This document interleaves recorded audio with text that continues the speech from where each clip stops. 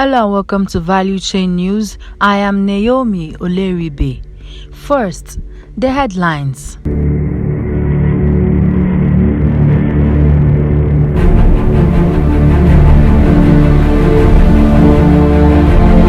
NCDMB secures $50 million fund for essentials in oil industry. No more dirty fuel in domestic markets, NNPC assures. Stakeholders call for prosecution of importers of substandard fuel. And now, the news in detail. Nigerian Content Development and Monitoring Board (NCDMB) has secured approval to launch a $50 million fund for a no-gaps manufacturing line. The fund will be dedicated to companies that operate in Nigeria's oil and gas parks and engage in the manufacturing of equipment components used in oil and gas industry and linkage sectors. Executive Secretary of NCDMB, Simbiwa Bote, revealed this on Friday at the commissioning of the ultra-modern valves assembling facility established in Katobi, Nigeria Enterprises Limited in Port Harcourt, Rivers State. The funds will support oil and gas companies that operate in the oil and gas parks developed by the board in Bayelsa and Cross River States. The parks are expected to be commissioned and operational in the fourth quarter of 2022 and would incubate the manufacturing of equipment components utilized in the oil and gas industry and create an estimated 2,000 jobs in each park. The executive secretary stated that NCDMB understands the challenge associated with manufacturing, especially the reluctance of banks to extend loans to manufacturers because of long repayment period for such facilities. He disclosed that No Gaps Manufacturing Fund will soon be launched and will be managed by the Bank of Industry (BOI) to address identified challenges. The Nigerian National Petroleum Company (NNPC) has assured that there is no more contaminated fuel in the domestic market.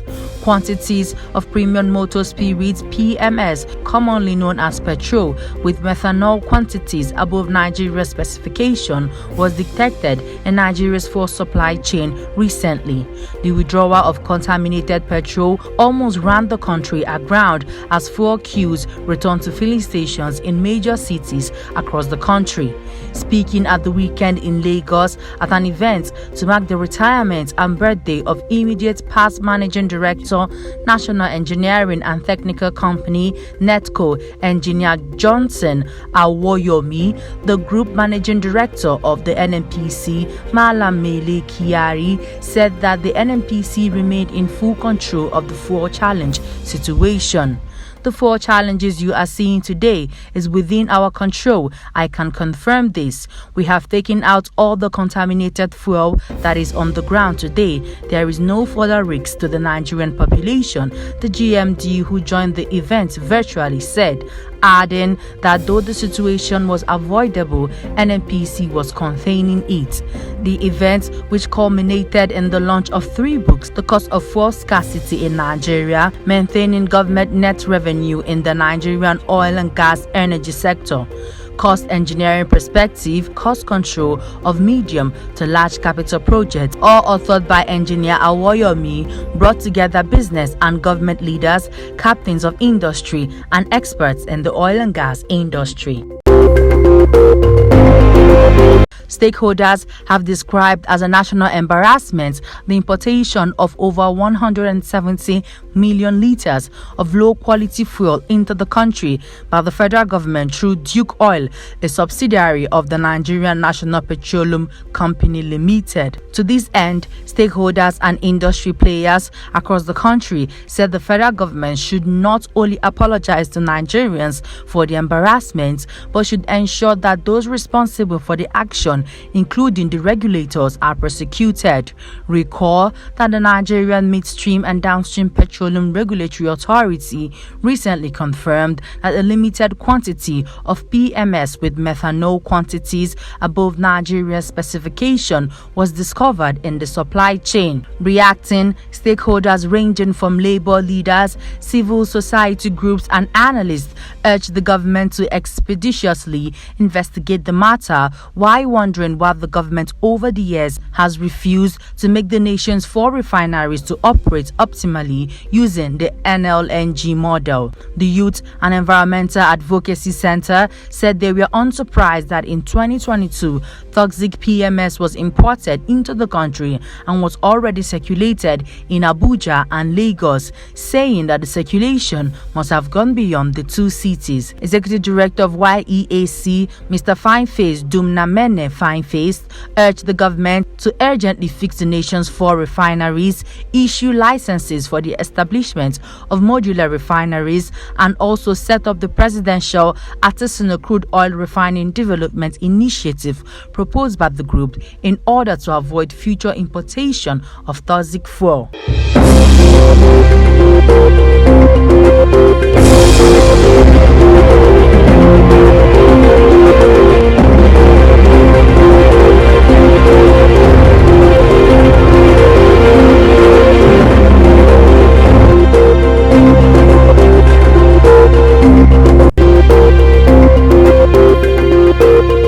The Laudato Si movement, the global community of Catholics tackling the current climate change crisis, is urging the International Union of Conservation for Nature to help stop a massive oil and gas project being implemented in Uganda and Tanzania.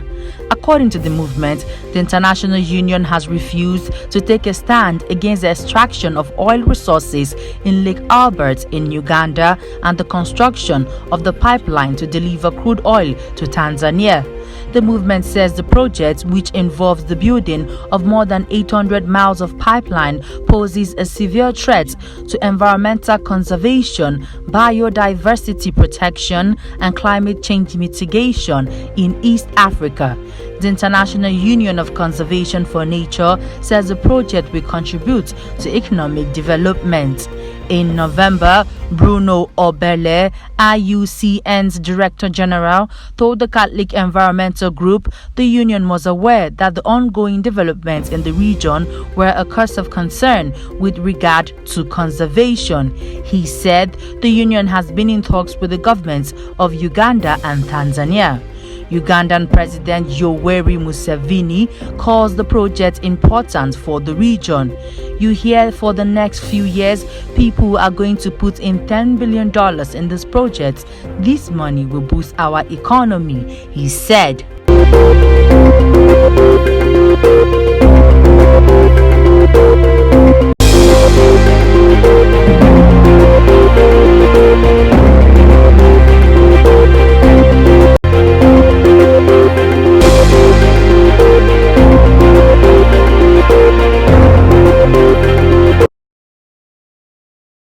European banks are providing billions of dollars of funding to expand oil and gas production despite International Energy Agency guidance against new facility in order to slow global warming.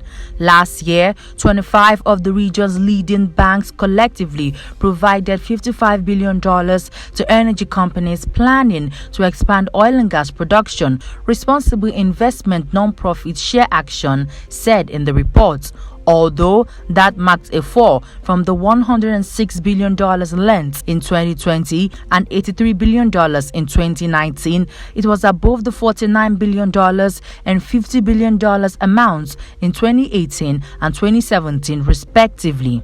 An IEA report in May said there should be no investments in new oil and gas fields in order to have a 50% chance of capping global warming at 1.5 degrees above the pre-industrial average. The financing comes despite 24 of the banks themselves pledging to decarbonize their loan portfolios, the report said, adding that HSBC, Barclays and BNP Paribas were among the biggest providers of finance in 2021. Share Action said it was calling on investors to demand the banks implement policies to restrict finance for oil and gas expansion and back climate-related shareholder resolution in the upcoming season for annual general meeting. Cutting supply as demand rises also risks negative social consequences, it said, adding that it was also important to distinguish oil expansion from gas, which also had the useful role as a bridge fuel for countries moving away from more polluting coal.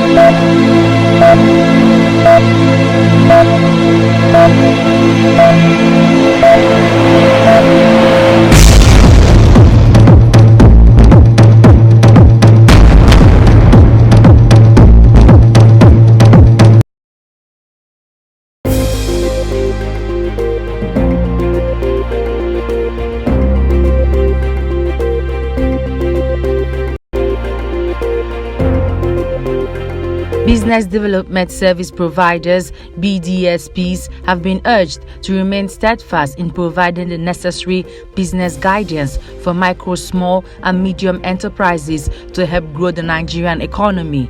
Business professionals who attended the maiden edition of the Business Development Service Providers organized by Enterprise Development Center, Pan Atlantic University in Lagos at the weekend made the proposition. Speaking at the panel session titled Understanding What MSMEs Need, the country head Nigeria MasterCard Foundation Chidinma Lawson noted that BSDPs have a significant role to play in the development of the Nigerian economy. She noted that most MSMEs rely on their expertise to take their businesses to the next level, urging them to simplify the process such that many MSMEs can benefit. Before we end the news, here's a recap of our headlines. NCDMB secures $50 million fund for essentials in oil industry. No more dirty fuel in domestic markets, NNPC assures. Stakeholders call for prosecution of importers of substandard fuel. And that's the news. I am Naomi Oleribe. Good evening.